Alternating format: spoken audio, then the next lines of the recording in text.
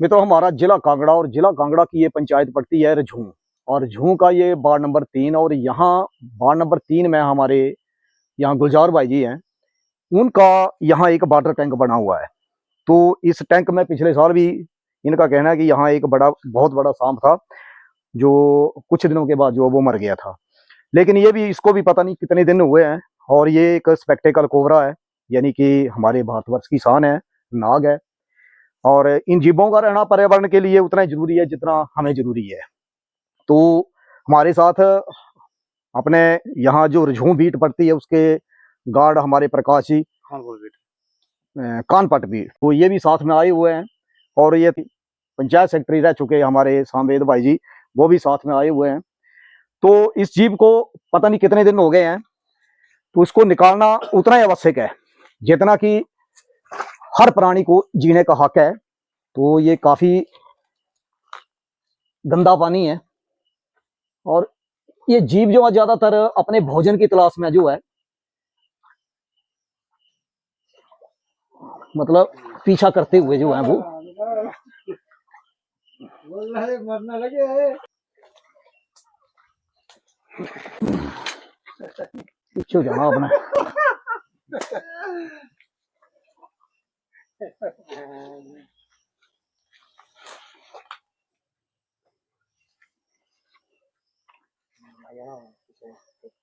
तो ये वो कोबरा है।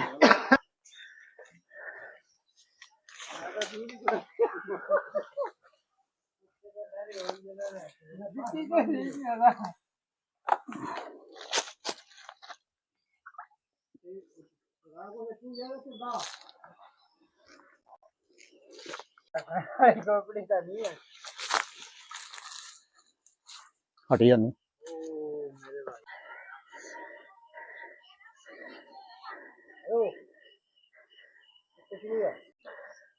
ये बिल्कुल बेजुबान और बेसमझ है, क्योंकि इस जीव को ही है, एक यही ऐसा जीव है जिसको दिमाग नहीं पाया जाता है।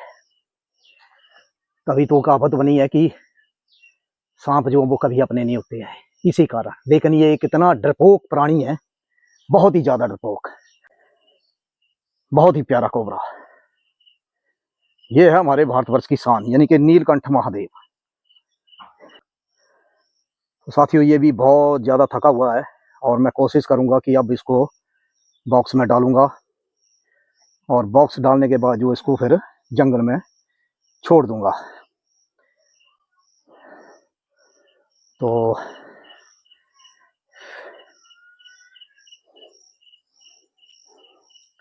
वो अमूमन आते हैं और कई बार बीन बजाते हैं। तो ये एक ऐसा सांप है जो कोई कुछ नहीं सुनता है, कोई बीन वगैरह नहीं सुनता है। वो एक मिथ्या बातें हैं, या फिर कई कहते हैं कि मणि। तो कोई भी सांप ऐसा नहीं है जिसमें जो मणि होती है। वो एक स्टोन होता है, और उस स्टोन को लेकर जो इसको इसके अंदर वो फिक्स किया जाता है, और वो फिर पैसा कमाने का एक साधन है। और मणि का और इस जो बीन का तरीका है, ये मान लो ये बीन है, तो ये जैसे मैं इस तरफ करूंगा तो इस तरफ जाएगा, और अगर मैं इसको इस तरफ करूंगा तो इस तरफ जाएगा। ये मेरे को नहीं देखेगा, लेकिन ये जो कपड़ा है ये इस चीज को देख रहा है।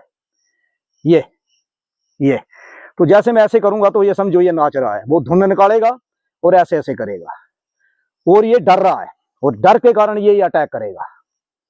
ये तो इसी को लोग जो है वो समझते हैं कि ये बीन पर नाच रहा है। ये नाच नहीं रहा है, ये अपने आप को खतरा महसूस होने पर अपने आप को अटैक करने की बिल्कुल तैयारी में होता है। तो ये तो कई लोग जो है वो ये समझते हैं कि ये बीन है।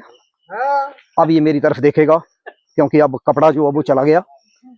तो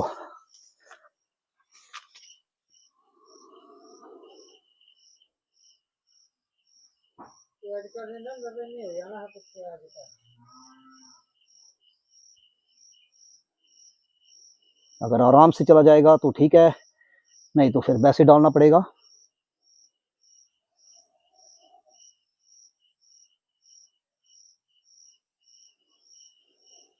नाग देवता प्यारे।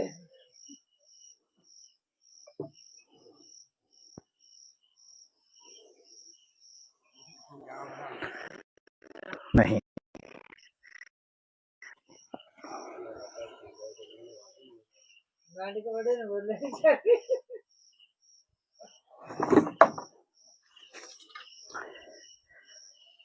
नहीं जाना चाह रहा है, इसको दूसरे तरीके से डालना पड़ेगा।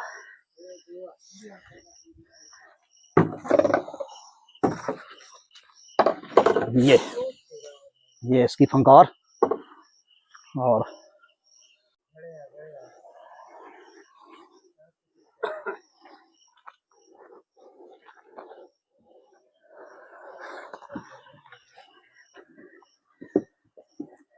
सर जो आगे नहीं आना, दो ढक्कन को मेरे ला।